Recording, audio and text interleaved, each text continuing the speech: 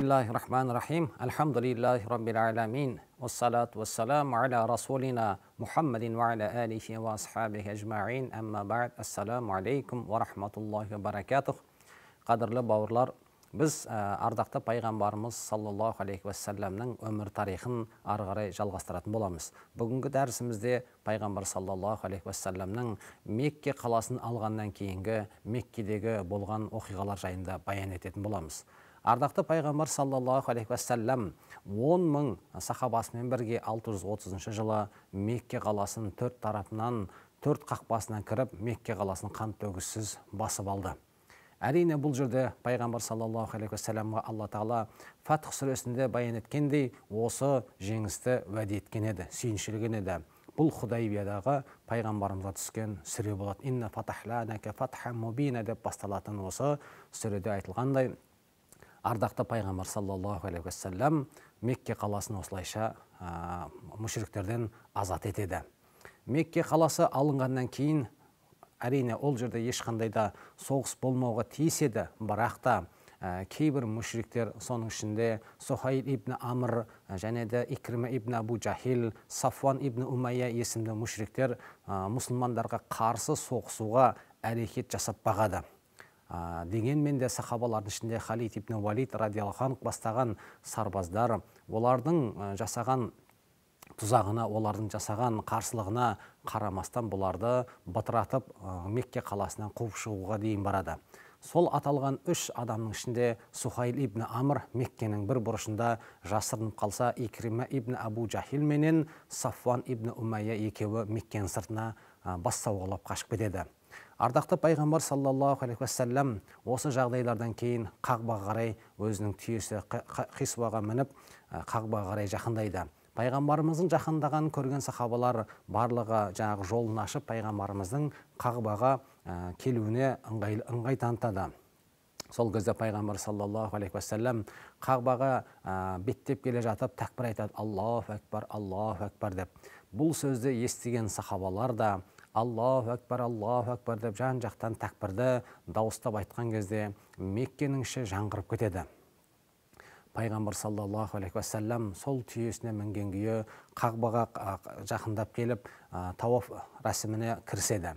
Сөйтіп түйесінің үстінде тұрып қолындағы асат аяғыменен қара тасқа сәлем беріп, пайғамбар саллаллаху алейхи вассалам сол бұрыштан бастап Қағбаны 7 рет тауаф жасайды. Сахабалар да пайғамбар саллаллаху алейхи вассаламмен бірге сол Қағбаны тауаф рәсімін аяқтайды.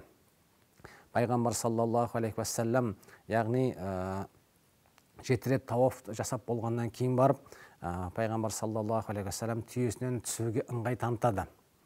Түйесінен түсуге ыңғай танытқан кезде сахабалар барлығы мүмкіндігі болғанша жақындары жүгіріп барып пайғамбар саллаллаху алейхи вассаламға арқаларын тосып, қолдарын тосып, пайғамбарымыздың түйеден түсуіне көмек береді. Әрине осы кезде Мекке қаласы алынғаннан кейін барып, Меккедегі мүшриктердің көпшілігі қаланы тастап, Меккенің айналасындағы тауларға қарай қашады. Бас сауғалап қашады. Мұсылмандар бізді өлтіре ме екен, не болады екен деген қорқыныштан барлығы қашып кеткен еді. Сол қашқан күйі таудың басында тұрып, сахабалардың пайғамбарымыздың Қағбаны тауаф еткендерін тамашалап отырады. Яғни қолдан келер қауқар жоқ кезінде өздері Меккеден қуып шыққан мұсылмандар бұл жолы Қағбаның ішінде, Меккенің ішінде емін-еркін жүргенін көздерімен көріп, шарасыздық танытады. Әрине бұл Алла Тағаланың қалауы, пайғамбарымызға сүйінші жағдайы жүзеге асқан еді. Пайғамбар саллаллаху алейхи вассалам түйесінен түсіп, мақамы Ибрахим дейміз, яғни Ибрахим мақамы болған жерге барып, 2 ракағат нәпіл намазын оқиды. Пайғамбар саллаллаху алейхи вассалам сол рәсімді бітіргеннен кейін жанында жақын жерде тұрған Зәмзәм құдығына барып су ішеді. Су ішіп, бетін жуып, дәретін алады. Сонда пайғамбар саллаллаху алейхи айтады ғой: "Ана Абдул-Мутталибтің ұрпақтары егер мені қаумалап алмағанда дейді, бір шелекті болса суды ішер едім, қанып дейді ғой." Бұны естіген Аббас радиаллаху анху жүгіріп барып Зәмзәмнен бір шелек су алып келеді. Ардақты пайғамбар саллаллаху алейхи вассалам сол бір шелек судан қанғанша ішеді. Ішіп болғаннан кейін дәретін алады. Сол дәретін алған суды сахабалар жармасып, сол дәреттен пайғамбарымыздың дәретін алған суменен олар да қолдарын, беттерін жуып, тәбәррік ретінде осы іс-әрекетті жасайды. Пайғамбар саллаллаху алейхи вассалам Қағбаны айналып жүрген кезінде пұттар Қағбаның айналасында пұт болған еді. Тіптен пұттардың санының көптігі 360 пұт болған еді.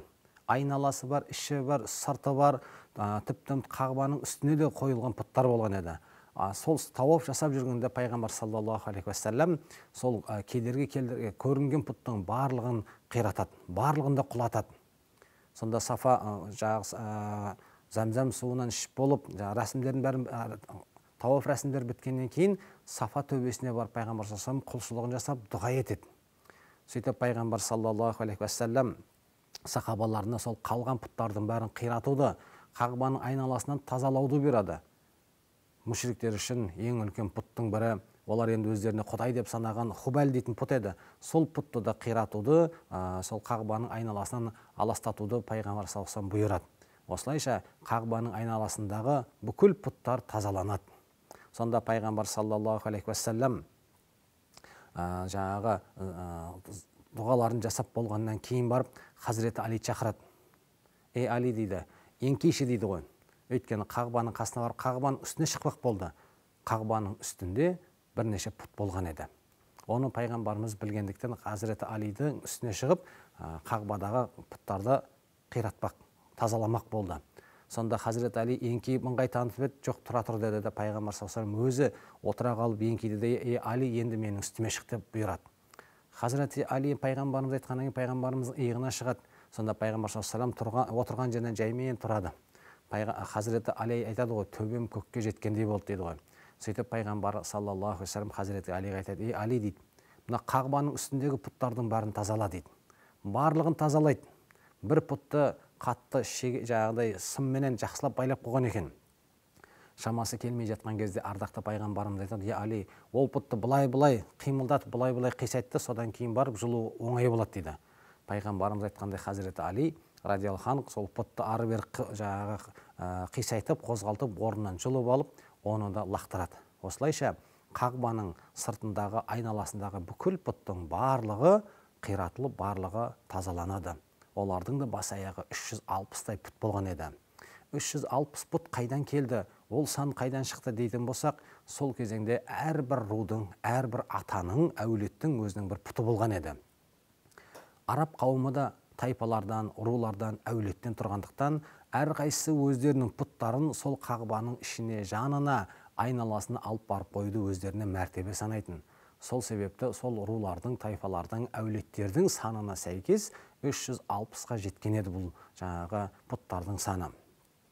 Пайғамбар саллаллаху алейхи уассалам сол тауафын жасап, сахабаларының қасында жаңағы бірге құлшылығын жасаған кезде мүшриктер сырттай қарап отырады.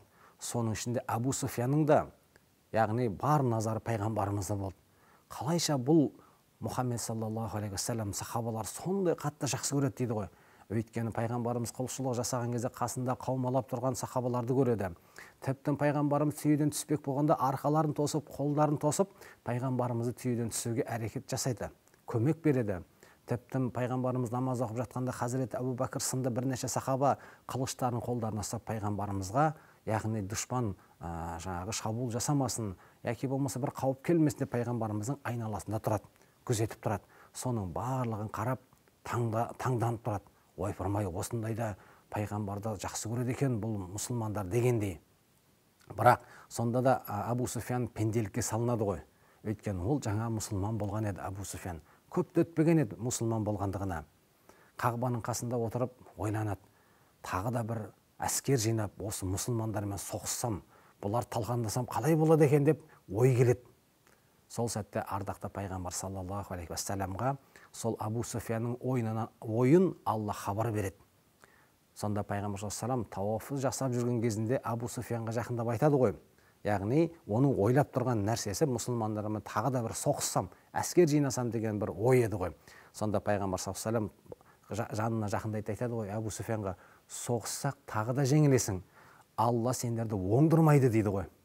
Осы сөзді естіген кезде Абу Суфиян селк ете қалады, төбесінен шай түскенде болады. Яғни өзінің ойындағы нәрсеге пайғамбар саллаллаху алейхи уассалам жауап беріп тұр ғой. Бір дестен калимаға тілін келтіріп, пайғамбар саллаллаху алейхи уассаламнан кешірім сұрап, тәубе етеді, сен нақ Алланың пайғамбары, Алланың құлысың, мен оған көзім жетті дейді ғой. Өйткені ойындағы нәрсесін пайғамбар саллаллаху алейхи оқып тұр ғой. Алла тағала оған уахи арқылы Абу Суфянның ойын жеткізгендіктен пайғамбар саллаллаху алейхи оған соғыссаң тағы да жеңілесің, Алла сендерді оңдырмайды дейді ғой. Тауаф рәсімдерін бәрін бітіріп, жаңағы пайғамбар саллаллаху алейхи бір көлеңкеде отырған кезінде Абу Суфянды көреді.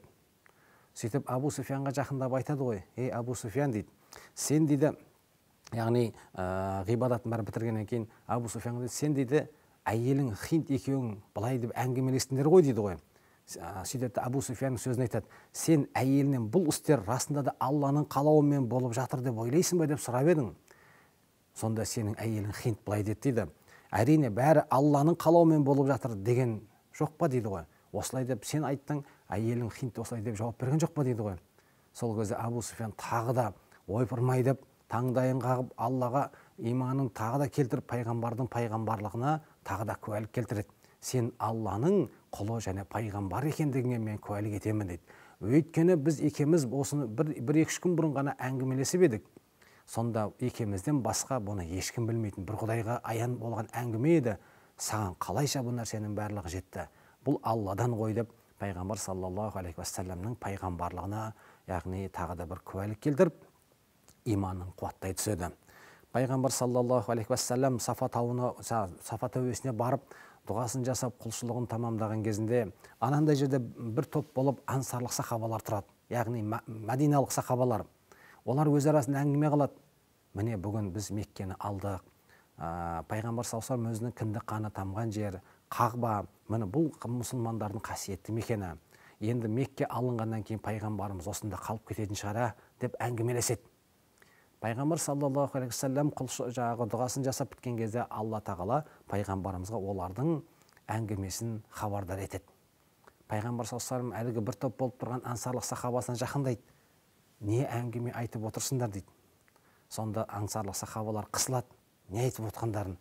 Жоқ, ештеңе емес, жай өзіміз әңгімелесіп отыр едік дегендей, жаңағы айтқан сөздерін айтудан қысылады. Пайғамбар саллаллаху алейхи уассалам бір-екі рет тағы да сұрайды сұрағын, бірақ сахабалар жауап беруге қысылады. Сонда пайғамбар саллаллаху алейхи уассалам олардың әңгімесінің не болғандығы жайында баян етіп: қобалжымаңдар, мен сендермен бірге боламын деп сахабаларына осылайша жаңағы үміт береді. Сонда сахабалардың барлығы бірдесін: е Алланың елшісі, жоқ, біз олай дегіміз келген жоқ еді деп ақталуға тырысады. Дегенмен де пайғамбар саллаллаху алейхи уассалам Алла тағала тарапынан олардың әңгімесін осылайша жауап қатқан еді. Сол жаңағы дәрісіміздің басында айтқандай, пайғамбарымыздың сахабаларына қарсылық білдіруге тырысқан Сухайл ибн Амр, Икрима ибн Абу Джахил, Сафван ибн Умайя атты мүшриктер болған еді. Соның ішіндегі екеуі, Икрима менен Сафван екеуі Меккеден сырт бас сауғалап қашқан болса, Сухайл Меккеде қалып кеткен еді, тығылып, жасырынып. Сухайл ибн Амр дегеніміз кім? Бұл Худайбия келісімінде пайғамбар саллаллаху алейхи уассаламға келіп, келісім жасасқан. Өзінің баласы шынжырлап пайғамбарымызға қашып келген кезінде сол Худайбия келісімінде айтылғандай: бізден біреу сендерге кететін болса, оны қайтарып бересіңдер деген шартты алдыға тарта отырып, сол өзінің баласын көз жасына қарамастан, пайғамбардың, сахабалардың жаңағы жалынғанына қарамастан алып кеткен бұл мүшрик етін. Бұл сол Меккедегі белгілі атқамінердің бірі етін. Баласы бірақ исламды қабылдаған мұсылман еді, Абдуллах. Сонда тығылып жатып баласын шақырады: ей балам дейді, сен дейді пайғамбарға барып, мен үшін бас амандығын сұрашы дейді ғой. Өйткені кезіндегі жасағандарымыз бар, бізге енді амандық берілмеуі мүмкін. Ұстаған жерде бізді өлтіретін шығар, дегенмен сен пайғамбарға барып, бас амандығын сұрашы дейді ғой. Сонда сахаба Абдулла ибн Сухайл пайғамбар саллаллаху алейхи уассаламға әкесінің сәлемдемесі бойынша жеткізеді: е Алланың елшісі, менің әкем осындай Сухайл ибн Амр сізден бас амандығы жайында сұрап жатыр. Сіздің бір кеңшілігіңізді, мейіріміңізді, кешіріміңізді сұрап жатыр дейді ғой. Пайғамбар саллаллаху алейхи уассалам оның не істегенін, не қалағанын бірден түсінеді де, сонда тұрған сахабаларына да мұсылмандар айтады ғой: яғни бүгіннен бастап Сухайлге қай жерде көрсеңдер, көздеріңді алартып, жаңағы ашуланып қараушы болмаңдар. Бұл өте ақылды кісі. Үміт етеміз, иман келтірер дегенде қылады. Бұл сөзді әдейілеп бүкіл мұсылмандар естісін. Ол естіген айтылған сөз оның құлағына жетсін деген ниетпенен осылайша Сухайл ибн Амрға пайғамбар саллаллаху алейхи вассалам өзінің кешірімін беретіндігін жеткізеді. Бұны естіген Сухайл сондай қатты толқып, қалайша деп үйдің ішінде арада жүреді, берде жүреді. Жоқ, менің енді бұлай жүргенім жарамас деп ардақты пайғамбар саллаллаху алейхи вассаламның құзырына барып иман келтіреді. Худайбияда пайғамбар саллаллаху алейхи вассалам келісім шартқа отырып, сенің пайғамбар екендігіңді, Расулулла екендігіңді біз қабылдасақ, сенімен соғыспаймыз ғой. Расулулла деген сөзді өшіріп Мұхаммед ибн Абдулла деп жаз деген сол жаңағы мүшриктердің жіберген елшісі осы Сухайл Мекке алынған кезде, азат болған кезде ислам дінін қабылдайды.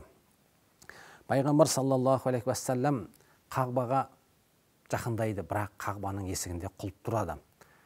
Өйткені жахилия дәуірінен бері арабтарда сонда бір әдет болған. Сол Қағбаның қақпасының кілті Талха дейтін әулеттің қолында болды. Яғни әкеден балаға келе жатқан осы аманат кілт соларда болды. Ел ойлайтын, олар Алланың бір аманаты, олардан басқа ешкім есікті ашуға болмайды, тек бұл құзырет солар ғана берілген деп солай ойлайтын. Сонда пайғамбар саллаллаху алейхи вассалам енді Қағбаның ішіне кіргісі келді. Біләл Хабаши радиаллаху анху шақырып алды, Османның үйіне барып, Қағбаның кілтін алып келіңдер дейді ғой. Сөйтіп Османға барып, Хазіреті Біләл жүгіріп барып хабарда жеткізген кезде, ол да өзінің анасынан, яғни Осман ибн Талха өзінің анасынан Қағбаның кілтін сұрап алады. Сөйтіп пайғамбар саллаллаху алейхи вассаламның шақыртуын қабыл алған Осман қолында кілтіменен жүгіріп келе жатады.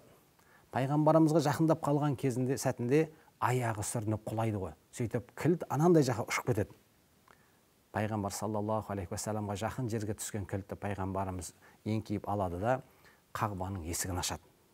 Сөйтсе Қағбаның ішінде түрлі суреттер, мүсіндер, басқа бір заттар тұрады, мүшриктердің ішіне қойған. Хазіреті Омарға пайғамбар саллаллаху алейхи вассалам бұйырады, мынаның ішін тазалаңдар дейді. Мына суреттің бәрін құртыңдар дейді.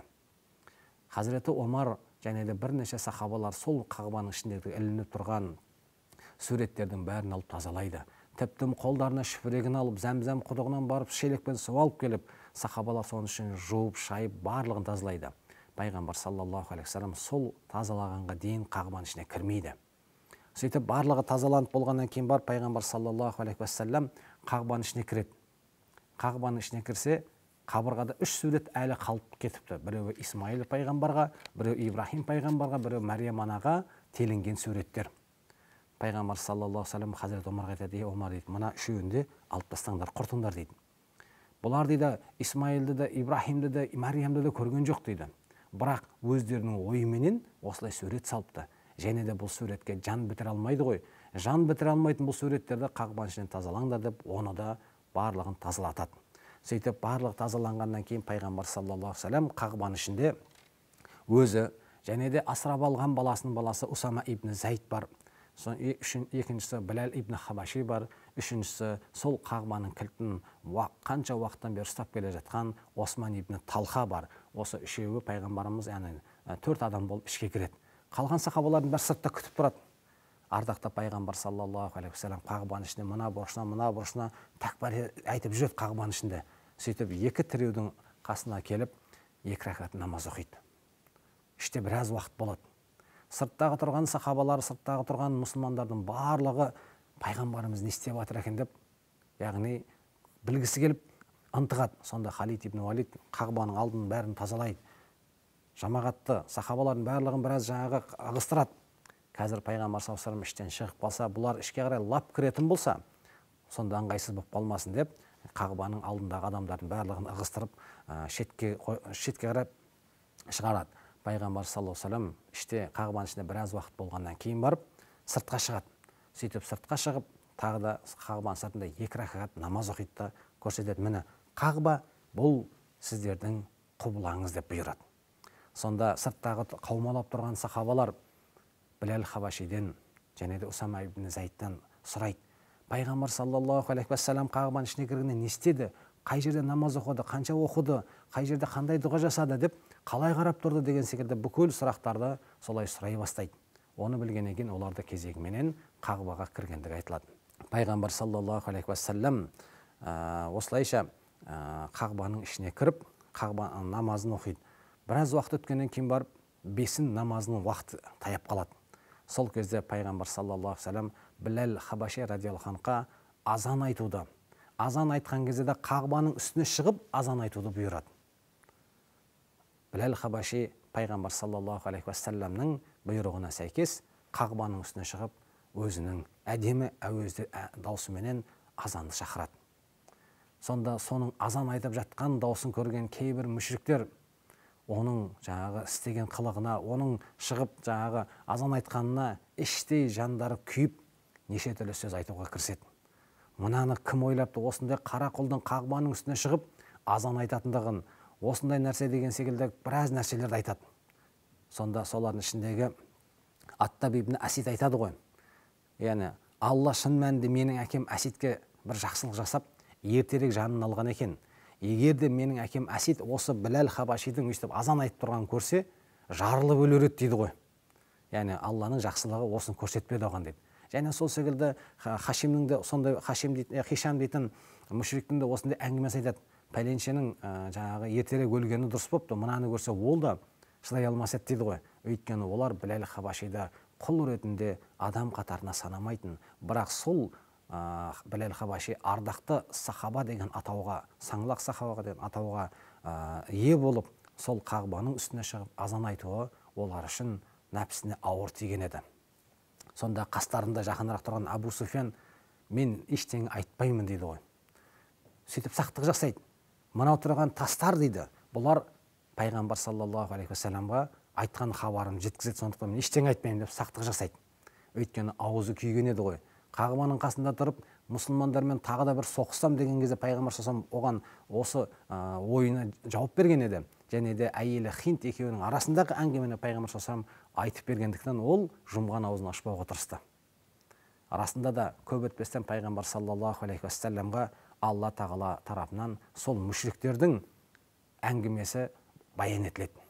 Пайғамбар саллаллаху алейхи вассалам соларға жақындап, олардың не айтқан бүге-шігесіне шейін сен былай еттің, сен былай еттің, сен былай еттің деп айтып береді. Сол кезде Асидпенен, Аттаб ибн Асидпенен Хишам екеуі таңырқап, расында да таңданыстарын жасырамады. Сонда айтады ғой, расында да сен хақ пайғамбар екендігін біз куәлік етеміз деп иман келтіреді. Өйткені бұл әңгімені осы 3-4 адамнан басқа ешкім естіген жоқ еді. Қалайша соның барлығы сен бізге әрқайсымыздың сөзімізді айтып беріп отырсың. Демек, бұл Алла тағала тарапынан саған жеткізілген, сен Алланың елшісі пайғамбарысың деп әлгі мүшриктер пайғамбар саллаллаху алейхи вассаламның құзырында иман келтіреді. Пайғамбар саллаллаху алейхи вассалам Хазіреті Омарға айтады ғой, ей Омар дейді, міне бұл дейді Худайбия келісімі біз үшін үлкен бір жеңіс еді. Сол кезде дейді көпшілік адам осылай болатындығын көп пайымдай алмады дейді. Арасында да кейбір сахабалар пайғамбар саллаллаху алейхи вассалам сол Худайбияда ауыр шарттардың қарсылығында келісім шартқа мүшриктермен отырған кезде шыдай алмастан, Алланың елшісі, бұлай болмайды ғой, біз неге оларға өзіміздің құқығымызды таптатамыз, неге біз оларға осылай жасаймыз, кеңшілік жасаймыз дегендей реніштерін айтқан еді. Солардың бірі Хазіреті Омар еді ғой. Сондықтан пайғамбар саллаллаху алейхи вассалам Хазіреті Омарға, міне бұл Худайбия ең үлкен жеңіс дейді. Міне сондықтан да пайғамбар саллаллаху алейхи вассалам сол кездегі оқиғаны Хазіреті Омардың есіне түсірген еді. Пайғамбар саллаллаху алейхи вассалам бесін намазынан кейін, бәрі біткеннен кейін барып Қағбаның есігінің алдына барады. Себебі сондағы Меккені алғаннан кейін меккелік мүшриктер уайымдай бастайды. Біз кезінде қуған, азаптаған, қиындыққа ұшыратқан мұсылмандар бүгін Меккені алды, енді бізге жақсылық жоқ шығар. Бүгін енді бұлар қарымтасын қайтаратын шығар, біздерді өлтіретін шығар, жазалайтын шығар, яки болмаса белгілі бір шара қолданатын шығар дегендей саналарында осындай бір күмәнді, күдікті ойлар оларды мазалап тұрған еді. Енді не істейміз? Біздің жағдайымыз не болады дегендей. Пайғамбар саллаллаху алейхи вассалам Қағбаның есігінің алдына барып, мүшриктердің бәрі, меккеліктердің көпшілігі жиналады. Сонда пайғамбар саллаллаху алейхи вассалам былай дейді ғой: "Уа Құрайш қауымы, бүгін менен өздеріңе қандай үкім шығарады деп күтіп отырсыңдар" дейді ғой. Яғни менен не күтесіңдер? Енді не болады деп ойлайсыңдар дейді ғой. Сол кезде көпшіліктің арасынан Амр ибн Сухайл, енді ақындығымен танылған мүшрик еді, бірақ иман келтірген еді. Сонда сол былай дейді ғой: "Біз сенен жақсылық күтеміз, Өйткені сен жанашырсың, бүгін жақсылық жасауға шамаң жетеді деп айқайлайды. Елдің барлығы кім айтты екен деп жалт қараған кезінде Амрдың айтқанын Амр екендігіне көздер жетеді. Сонда пайғамбар саллаллаху алейхи вассалам Амрдың сол айтқан сөзіне кейін барып күлімсірейді. Сөйтіп Жүсіп пайғамбарды есіне түсіреді. Яғни мен бүгін Жүсіптің өзінің бауырларына жасағандай жасаймын дейді ғой.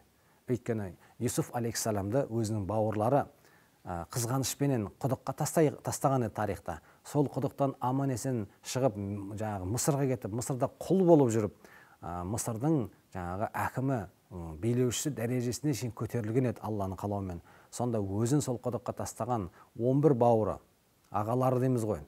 Солардың барлығына Юсуф пайғамбар Мысырға келген кезінде кеңшілік жасаған еді. Олардың барлығын кешірген еді, өзіне қиянат жасаса да. Міне соны тілге тиек еткен пайғамбар саллаллаху алейхи вассалам былай дейді: бүгін сендер үшін айыптау жоқ, Алла сендердің қателіктеріңді кешірер, өйткені ол мейірімді деп айтқанын айтамын, қане барыңдар, бәрің азатсыңдар дейді. Яғни Жүсіп пайғамбарды мысалға келтіреді ғой пайғамбар саллаллаху алейхи вассалам. Сөйтіп пайғамбар саллаллаху алейхи вассалам меккелік мүшриктерге өзінің кеңшілігін береді. Юсуф алейхиссалам қалайша бауырларын кешірген болса, мен де барлықтарыңды кешірдім. Барыңдар, бәрің кете беріңдер дейді ғой. Сендерге ешқандай да қысым да, сендерге азап та болмайды, жаза да болмайды, азатсыңдар дейді ғой. Бұл сөзді естіген меккеліктер айқайласып, шуласып, қуаныштарын жасыра алмайды. Міне содан бастап меккелік мүшриктер топ-тобымен келіп, ардақты пайғамбар саллаллаху алейхи вассаламға иман келтіреді. Иман келтірумен қатар пайғамбарымыздың қолын алып, ер кісілер байғат етеді. Байғат дегеніміз саған адал боламыз, саған қиянат жасамаймыз деген уәде, ант еді. Сол рәсімдерді жасап, меккеліктер осы пайғамбар саллаллаху алейхи вассаламның құзырында өздерінің иман келтіргендігін жариялайды. Бұл мұсылмандықты қабылдау біраз уақытқа созылады. Сонда пайғамбар саллаллаху алейхи вассаламның кейбір сахабалары өздерінің туыстарын, әкелерін алып келіп, байғат жасатқызады ғой. Яғни иман келтірген.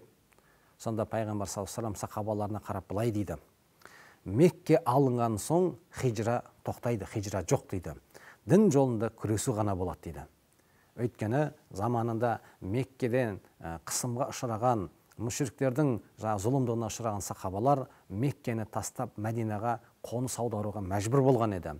Сол хижраның сауабыны Алла тағала оларға берген еді.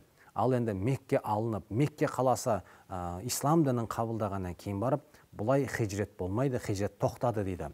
Сондықтан да дінімізде Мекке алынғаннан кейін хижра деген, қоныс аудару деген пайғамбар саллаллаху алейхи вассаламның бұйырғандай тоқтаған еді. Осылайша пайғамбар саллаллаху алейхи вассалам ер кісілерден алып болғаннан кейін барып, Сафа дейтін төбеге барып, әйел кісілердің байғатын алады. Сол әйелдердің ішінде пайғамбар саллаллаху алейхи вассаламның кешіріміне ие болған әйелдің бірі ол Абу Суфиянның әйелі Хинд болған еді. Хинд деген кім еді? Хинд деген Ухуд соғысында пайғамбар саллаллаху алейхи вассаламның әкесінің туған інісі Хамза радиаллаху анхты өлтіруге тапсырыс берген мүшрик еді. Сол өзінің құлы болған Уахши дейтін құлына тапсырма беріп, Хазіреті Хамзаны өлтір, сол кезде саған азаттық берем деген еді. Нәтижесінде сол Ухуд соғысында Хазіреті Хамзаны Уахши найзасымен түйреп өлтірген еді. Сонда сол Хазіреті Хамзаның өлген денесінен тіліп ашып, бауырын, жүрегін тістеген осы Хинд дейтін әйел болған еді. Өзінің бауырларының кегін алған еді сол кезде. Оның түсінігі бойынша, мені осындай жағдайға жасасам, пайғамбар маған қандай шара қолданады деп күмәнданып қорқып жүрген Хиндке пайғамбар саллаллаху алейхи вассаламды кешірім берген еді. Осылайша Хинд те пайғамбар саллаллаху алейхи вассаламның құзырына келіп, иман келтіреді. Сол кезде Хиндтің айтқаны былай дейді ғой: Алланың атымен ант етем, кешегі күнге дейін саған қиянат жасап, сені жек көрген, саған зұлымдық жасағандарды жақсы көретін еді, мен үшін солар жақсы адамдар еді дейді. Бірақ бүгіннен бастап сіздің қасыңызға келіп, бақытқа кенеліп жатқан осы жандарға сүйсінеді, қызыға да қараймын дейді. Пайғамбар саллаллаху алейхи вассалам осылайша Хиндке, Абу Суфиянның әйелі Хиндке кешірім береді, ол да иман келтірді. Ардақты пайғамбар саллаллаху алейхи вассалам осы уақыттан кейін сахабаларына былай деп жан-жаққа хабар жолдауын бұйырады. Аллаға және ақырет күніне иман келтірген адамдар, мұсылмандардың барлығы үйлеріндегі пұттарды қиратсын, оларды құртсын, үйлерінен ада қылсын дейді. Осылайша пайғамбар саллаллаху алейхи уассалам өзінің Мекке қаласын алғаннан кейінгі сахабаларына осы Аллаға серік қосатын іс-әрекеттен толықтай тазаруын бұйырған еді. Бүгінге берілген уақытымыз осымен тамам. Келесі жүздескенше сау саламатта болайық. Ассаламу алейкум ва рахматуллахи ва баракатух.